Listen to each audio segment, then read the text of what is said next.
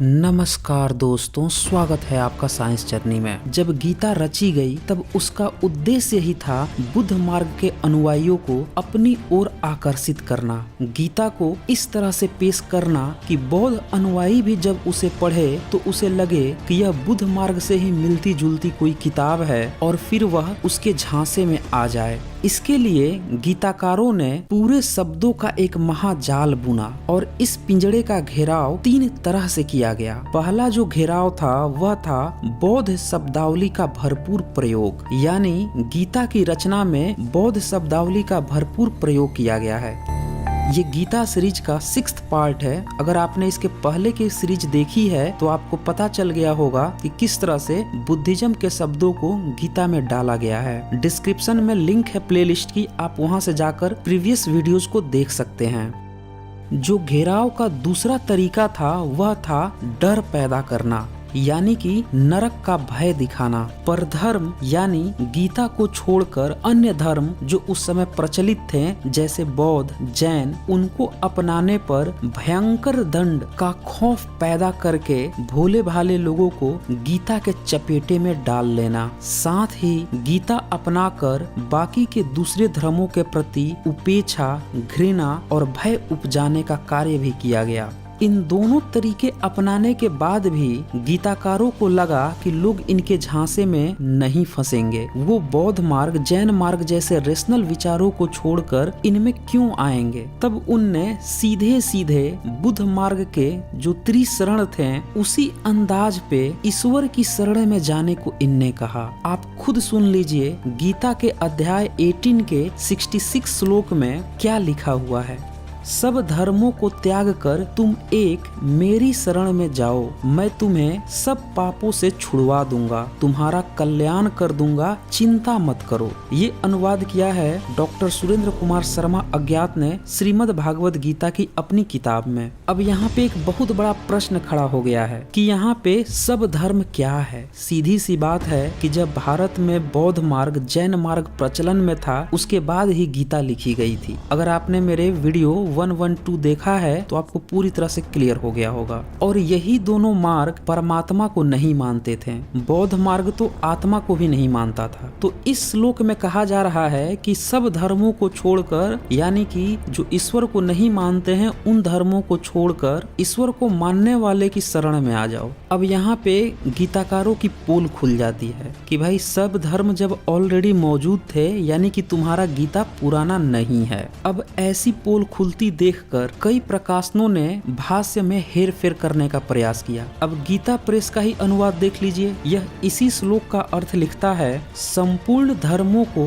अर्थात संपूर्ण कर्तव्य कर्मों को मुझ में त्याग कर तू केवल एक मुझ सर्वशक्तिमान सर्वाधर परमेश्वर की ही शरण में आ जा, मैं तुझे संपूर्ण पापों से मुक्त कर दूंगा, तू शोक मत कर। तो यहाँ आपने देखा कि इस अनुवाद में बौद्ध, जैन धर्म त्याग कर ईश्वर के शरण में जाने की बात हो रही है, जिसको ये जबरदस्ती का आने की बात लिख रहे हैं। मूल श्लोक में साफ साफ जाने की बात लिखा हुआ है। तो यहाँ पे ये अपनी पोल खुलती हुई इज्जत को बचाने के चक्कर में और ज्यादा इज्जत का फलूदा बना लेते हैं। अब याद कीजिए, शरण में जाने की बात कौन करता था? ऑफ कोर्स बुद्धिस्ट ही करते थे। बुद्धंग शरणं गच्छामि। कुछ लोग इसे भी संस्कृत का बताकर बुद्धंग को बुद्धम कर देते हैं और शरणं को शरणम कर देते हैं और फिर कहते हैं कि ये तो संस्कृत का डायलॉग है, जबकि यह मूल रूप से पाली का शब्द है। अब ये शरणम वाली बात है, यह किसी भी उपनिषद में भी नहीं पाई गई है, जो गीता से ज्यादा पुराने माने जाते हैं। और इन्हीं उपनिषद में से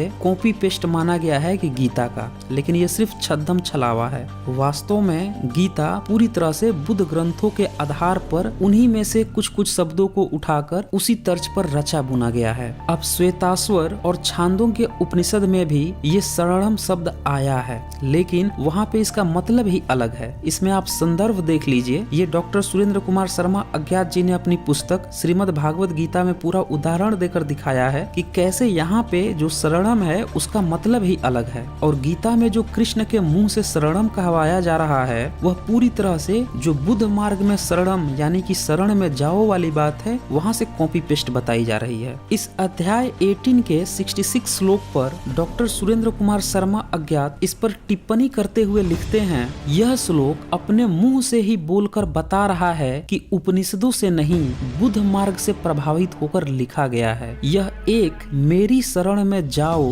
क्या बताता है।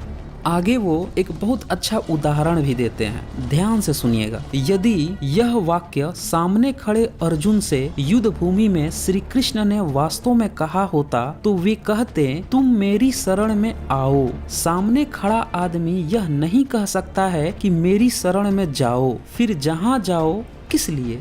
इसीलिए कि गीताकार अपने समय में चारों ओर बौद्धों को बुद्धंग शरणं गच्छामि यानी मैं बुद्ध की शरण में जाता हूँ कहते सुना करता था। बुद्ध के अनुयायी क्योंकि बुद्ध की शरण में जाते थे, अतः गीताकार ने भी वही रटी रटाई बात कह दी, तुम एक मेरी शरण में जाओ। अब सोचिए ये कितनी मूर्खतापूर्ण श्लोक है। एक तो यह श्लोक कृष्ण के मुंह से कहलवाया जा रहा है और कृष्ण अर्जुन को पूरी भीड़ से बाहर निकालकर रणभूमि के बीच में ले जा रहा है जहाँ पे सिर्फ अर्जुन और कृष्ण है। वहाँ पे उसको कह रहा है मेरी शरण में जाओ। तो सीधी सी बात है कि गीताकार जब इस श्लोक को लिख रहा था तो उसे ध्यान ही नहीं था कि कृष्ण बोल रहा है या ये खुद बोल रहा है। इसीलिए कहा जाता है कि जब किसी से कॉपी पेस्ट करो तो कॉपी पेस्ट करने वाले में भी थोड़ा दिमाग होना चाहिए। तो देखा आपने, गीता के लिखने वाले ने बुद्ध मार्ग से कॉपी करने के चक्कर में कृष्ण का ही काट दिया और कुछ लोग आज भी गीता के नाम पर अपनी कटवा रहे हैं। अब गीताकार यह कॉपी पेस्ट तो किया ही किया, साथ में दो लालच भी देता है। अब इसके लालच सुने।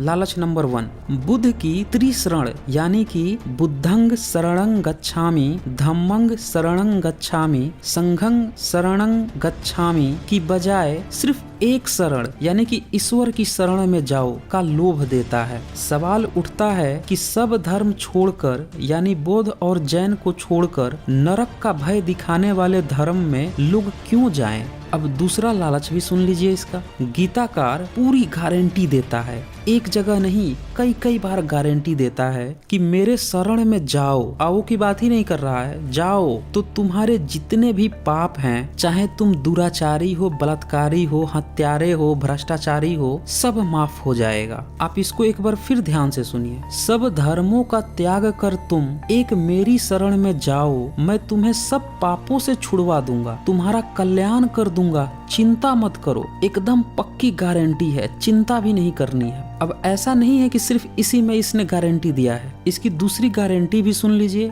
अध्याय 9 के 30 श्लोक में, यदि कोई अतिशय दुराचारी भी अनन्य भाव से मेरा भक्त होकर मुझको भजता है यानी पूजा करता है तो वह साधु ही मानने योग्य है, क्योंकि वह यथार्थ निश्चय वाला है। अर्थात उसने भली भांति निश्चय कर लिया है कि परमेश्वर के भजन के समान अन्य कुछ भी नहीं है। अब देखा आपने, कोई भी हरामी हो, हरामखोर हो, दुराचारी हो, बलात्कारी हो, भ्रष्टाचारी हो, सब इनकी शरण में जाओ, इनका भजन करने लगो, सारे पाप धुल जाएंगे। और इसी के अगले श्लोक 31 में तो बिल्कुल गारंटी पर गारंटी ठोक देता है। सुन लीजिए, वह दुराचारी अपराधी शीघ्र ही धर्मात्मा हो जाता है और सदा रहने वाली परम शांति को प्राप्त होता है। हे अर्जुन, तू निश्चय पूर्वक सत्य जान कि मेरा भक्त नष्ट नहीं होता।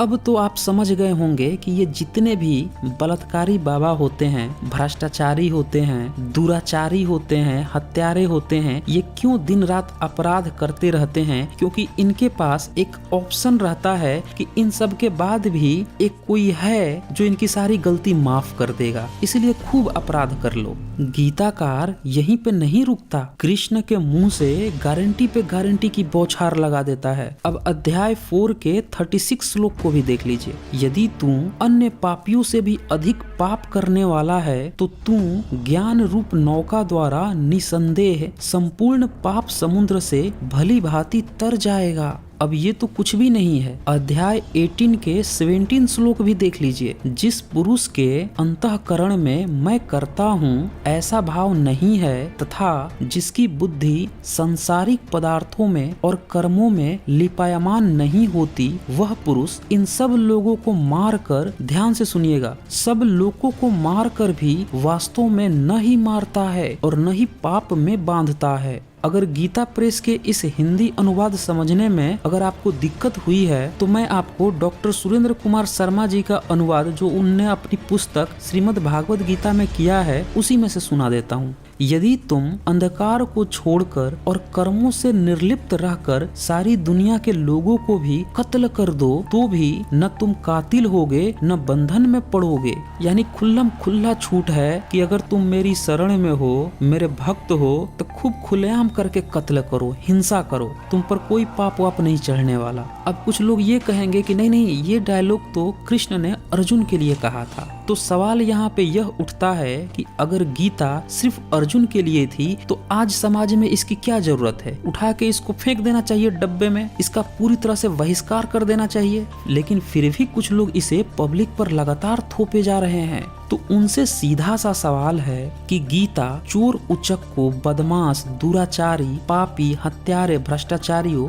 बलात्कारियों के इतने प्यारे बनकर उनके पाप धोने पर क्यों तुली हुई है? क्या वह आम पब्लिक को उकसा नहीं रही कि जो मन करे वो अपराध कर लो और तुम्हारी पाप धोने के लिए तो मैं बैठा ही हुआ हूँ, सारे पाप करके आ जाना मेरी शरण में, धुल दूंगा तुम्हारे सारे पाप।